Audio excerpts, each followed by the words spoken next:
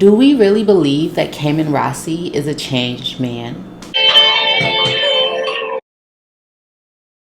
Hola mi gente, MsMalcolmHughes here. Welcome back and Happy New Year.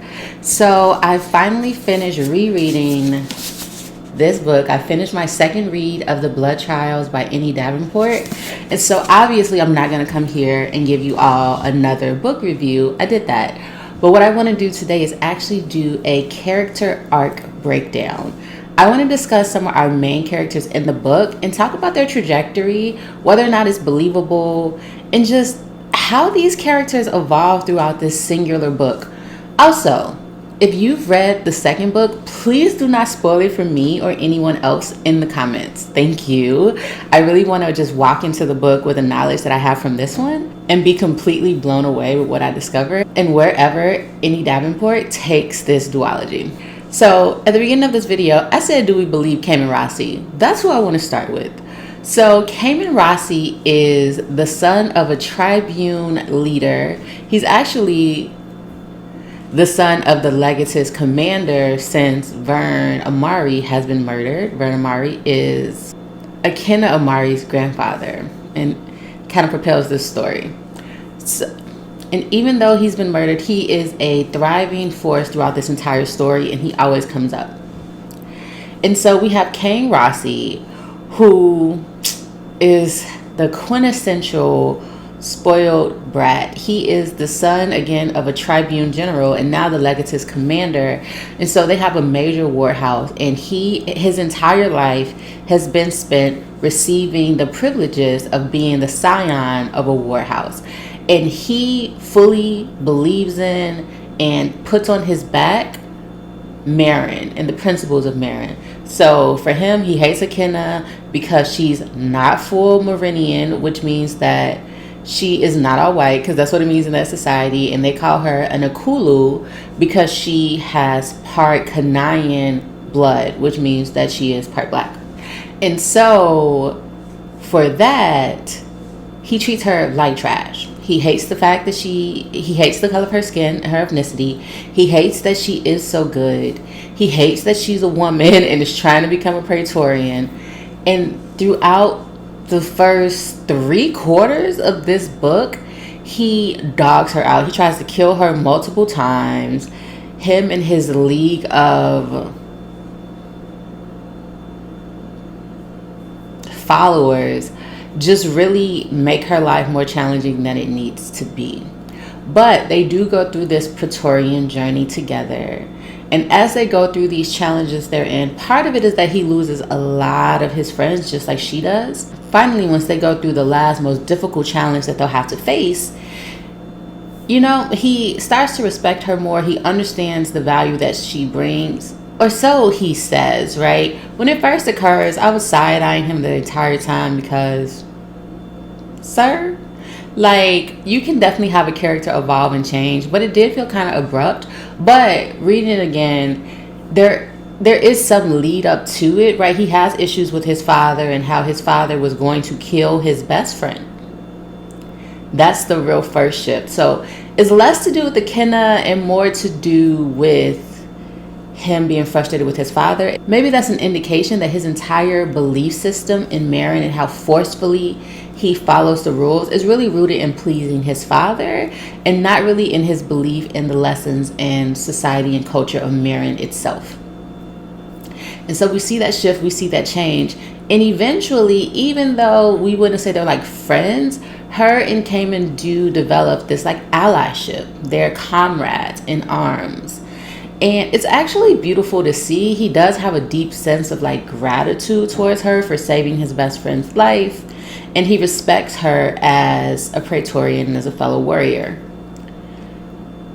And I do think the line that makes it compelling, even though initially it's this is a significant change, is when Akinna is also surprised by this shift.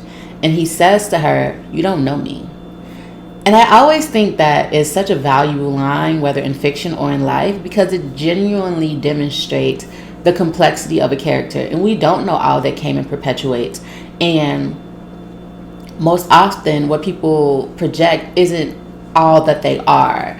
It's really just that image of what they want the world to believe. So Cayman Rossi, for me, had the most significant character arc and change in the story, and it's maybe my favorite one. I won't let myself book crush on Cayman because of all that he's done, but depending on his acts in book 2, we'll see. I'm not so quick to be forgiving. All right, the next person that I want to discuss is Celine. Oh, so many people were like gutted by Celine and her storyline. But if I'm honest, I wasn't surprised. But let's take it back. Celine is Akena's best friend. They've known each other since they were young. They've gone through the academy together. They're going through the Praetorian trials together. And that's for Celine. For Akena, that's her sister. Celine is her ride or die. And Celine takes up for Akena. She is enraged when others mistreat Akena. She is very hostile when she finds out that folks tried to kill Akena. And so for all intents and purposes, she very much appears as the ride or die friend. However, there's a significant conflict of interest. One, her dad is Rician, another leader of a war house, right? Tribune General. And she herself, unfortunately, because her mother has died, there are no other women in her family, she's expected to carry on the family name and the line. But she doesn't want that position. However, she has that delicate balance, and there's the conflict, right? Akena's her best friend. She wants to be a Praetorian.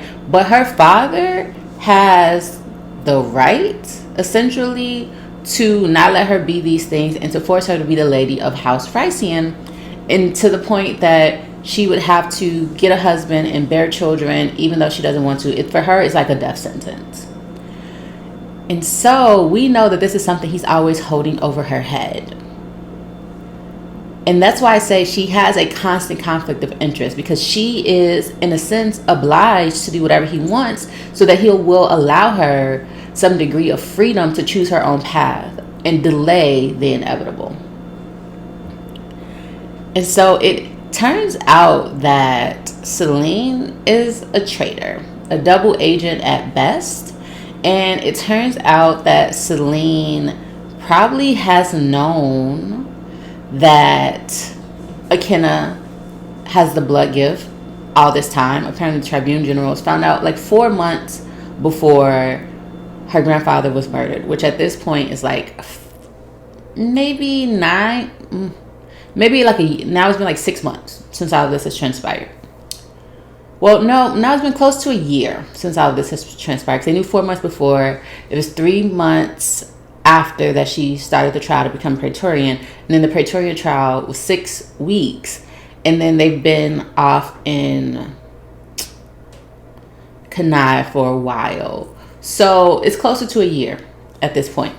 And so Akena begins to reflect and comes to the conclusion that, one, Celine was the one who gave her the necklace that has been diluting her blood gift and her powers.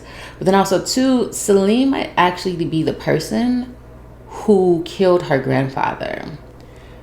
What? Like, I remember the first time reading this, and it was surprising, but I wasn't shocked, right? Like, it's definitely plausible and possible.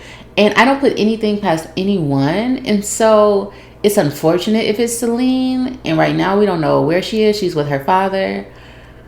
But it was never impossible. And so for me, Celine's story arc was a good one. But I want to see where it goes. I want to see the head-to-head with Celine and Akena, because they need to have that conversation and that dialogue. And I want to see how that all wraps up.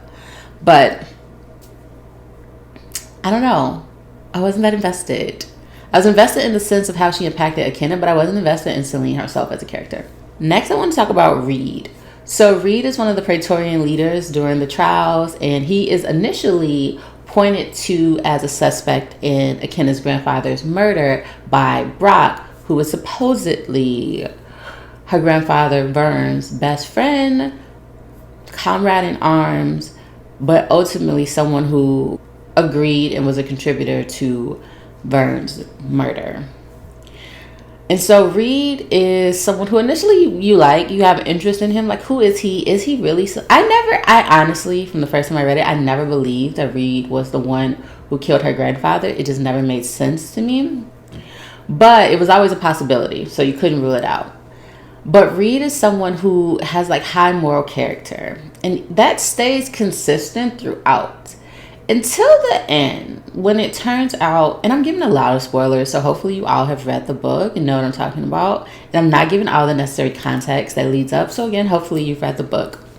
But toward the end, when it turns out that Akenna is blood gifted and everyone can see and how powerful she is, the way he turns on her, the way he wants to kill her, I understand that they are raised in Marin and the blood gifted are their mortal enemies, arguably.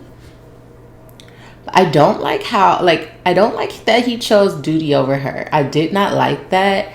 It didn't make me throw Reed away as a character and a potential love interest for Akenna, like for them to continue what they started. But it very much gave me pause. And eventually he gets it together and he apologizes and he says that he has more to say later. I want to see what he says, because just like Akenna, he doesn't get off that easily for what he's put her through in the end.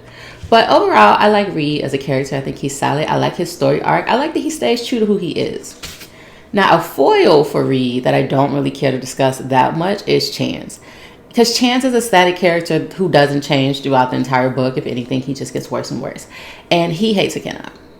He just hates her for all the reasons that Cayman hated her, but he doesn't change on that stance. He hates her through and through, calls her a B multiple times, calls her a WHORE multiple times, and just Okulu all the time. And it's just like, Chance, get over it. It's boring at this point, right? It's not becoming. You look like a jerk.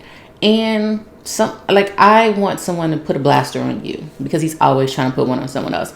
But they are foils of each other, even down to the descriptions of their apartments, how they are. One is hot-headed. One is more level-headed. That's Reed. Chance is the hot-headed one. Chance is more arrogant. Reed is arguably more talented, but more humble. And just, it continues like that on and on. Chance has a very minimalistic apartment.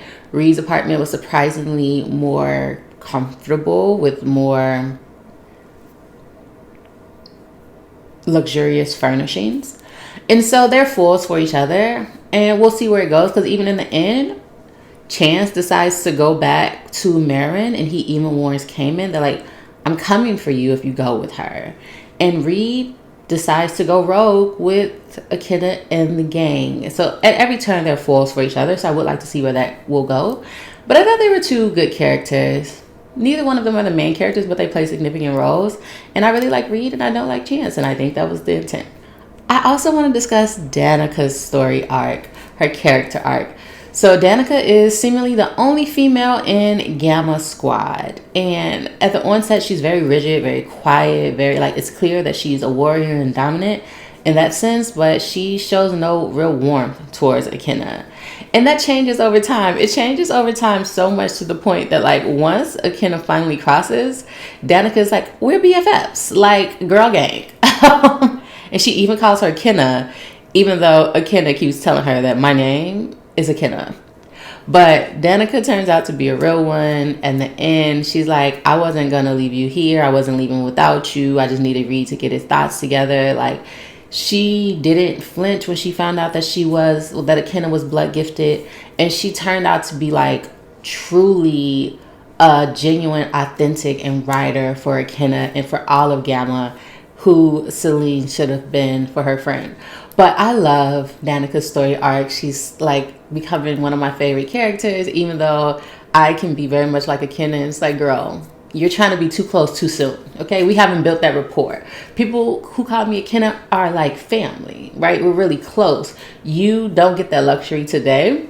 And I like how Danica's just like forcing it. Like, no, we're gonna be friends. And I've had people in my life who've done that. Some of my closest friends are people, they'll tell you, like, it was like, when I first met her, she was very frigid. Like, why you keep asking me so many questions?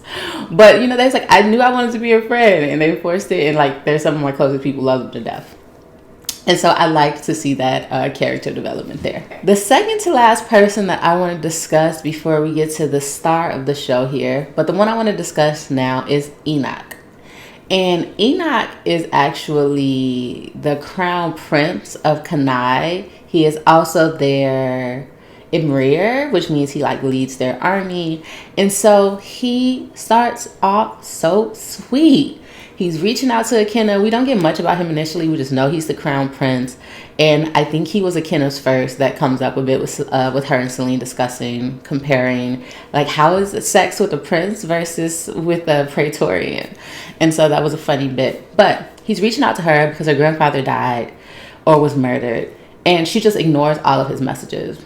She silences them eventually. So we don't really get much about him until late in the book, honestly. The last quarter or even the last 20%. When they go to Kenai. Obviously, he's the crown prince. So we finally get to see the connection, the intimacy when him and Akenna get to spend time. We get to see that with Akenna and his entire family, the closeness they're in, which makes her attempted homicide of the king even more brutal. Like, I just hated that entire portion because I was like, Akenna, no, you cannot trust these people. You cannot just take their word. And even though she was doing her due diligence, I don't feel like she did enough. And time didn't warn her to, but I just felt like it was the ultimate betrayal. But rewinding back a little bit, they just have such a close connection. They've known each other since childhood. There's obviously like a love connection there. He's inviting her to come be part of their royal court. He's like, I understand that you want to be a warrior. I would never ask you not to be. I know it's in your bones. I could always use another loyal and capable body to guard the king. And it's just so forthright, so beautiful. He's inviting her there. He's like, I know in Marion they treat people who look like us like trash. You don't have to suffer through that. You could come here with people who look like you. I'll make sure you're still good always. You can still do what you want to do. Like, just know that you have a home here, and Marion isn't the only place where you have a home, which isn't really your home because it's not comfortable, because people don't welcome you, they don't embrace you, and they treat you deplorably. And just so much goodwill consistently, good-natured, strong in stature, right? A little solemn, but you see the kindness. He still has that jovial and caring personality beneath.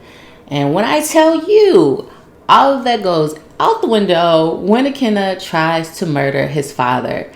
And who could blame him? Who could blame him? No one. So he becomes ruthless. It's off with everyone's head. He doesn't care. Y'all tried to kill my father. Okay, so y'all know the Chappelle skit? He's like, that tried to kill my father. That's basically what's happening here, okay? Everything is allowable at this point. And so Akenna is now his sworn enemy. And it's so sad. And to see him go from such a kind person to now her mortal enemy, who will likely do anything to have her head on a platter. It's sad and unfortunate, but believable, and we see how it got here. I'm hoping that in part 2 of this duology, they will find a way to rectify it. I hope that Akenna will be able to kill the Blood Emperor and save everyone, and therefore her and Anak can have a different conversation and maybe put this past them. Trying to kill my father, though, is a huge thing to ask forgiveness for. So I don't know where that will go, but I loved his story arc. I think it's believable, and I'm really excited to see what will happen with him in the next part. All right. Last but not least, obviously, we have our protagonist, Akenna Amari. And Akenna starts out, love her in the beginning. Akenna starts out really reckless on a rampage of self-destruction. She is just getting drunk all the time, starting fights because it makes her feel something, and it makes her feel good to punch something or someone. And she's just angry and raging out of control. It's just a roller coaster. It's just like you can see the head-on collision bound to happen. But then the traitor Brock informs her that, you know what? Somebody actually, your granddad, he didn't die of a heart attack. He was murdered. And so she then gets her act together to go through the Praetorian trial so that once she's a Praetorian, she will have the rank and the power to be able to accuse whoever she finds out killed her grandfather and demand a blood payment and, unalive them. And so we see her get it together. She's still reckless and angry and out of control. She does things that are like, you back her when she does it, but you're like, Akenna, you cannot just fight the world, right? You are a brilliant fighter. Like your granddad definitely gave you those skills, but you can't beat the world, right? Now at the end of the book, arguably, she probably can. But at that time, it's just like, sis, you gotta relax. And I get it, though. I get her rage. And so we do get to see that evolve over time. We get to see her have more self-restraint. And we get to see her be open and forgiving, honestly. Because, like, her forgiving Cayman, we get to see her rise above. And sometimes in books, like, I'm not here for that. I don't like the fact that characters always have to rise above the BS, right? Like, being a bigger person can be overrated. But I believed it here. She stayed true to who she was. We see her full range of emotions, and I really appreciated that. And so even though she is accepting, it's on a transactional basis. She's accepting help because she needs it, but she also knows that, she doesn't forget the history that they have. And I like that. Okay. So like, just keep your wits about you, girl. And so we get to see her at the end, very emotional, very vulnerable, but also wiser than when this story started and determined. Like before, she was just kind of raging and her emotions were everywhere, but now she's learned to really hone in and she has a plan and she knows what she desires. She knows that she's going to, 1, kill the Blood Emperor. She's going to, 2, go back to Marin and get justice against the rest of the Tribune leaders for killing her grandfather. And she's going to, 3, demand that the Amari name it be head of a warhouse, that the Amari line will have a warhouse, and not in generations because you need 3 generations of consistent praetor. No. She's like, now, because my grandfather sacrificed a lot, I'm sacrificing a lot, and that's enough. And that's how we end this first part of the book. And I loved Akenna's journey and trajectory of becoming someone who has a plan, is goal-oriented, and is really putting that strategy in place and thinking more so for herself, and is no longer begging other people to accept her or being manipulated by the desires of others. So I appreciated that, and I loved her journey and her story arc, her character arc and development. And so that's just what I wanted to come here and talk about with you all. Do y'all agree? Are there other characters that y'all wanted to have discussed? There's so many other characters that I didn't choose to do a character breakdown or talk about their character arc. But by all means, if there are other characters you love, maybe Zane, maybe Bex, maybe Dex, right? There's also Enzo. There's also Grayson, right? There's so many other characters to be discussed. So definitely drop your comments down in the comment section below. But that's it for me, y'all.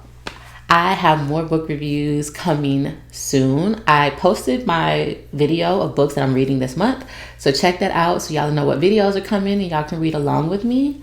But until the next one, I am MsMalcolmHughes, one who believes that books are sometimes better than people. Please remember to give time, to be kind to each other, and to have the very best day of your life on purpose. Peace. Odabo. Adios. Ciao.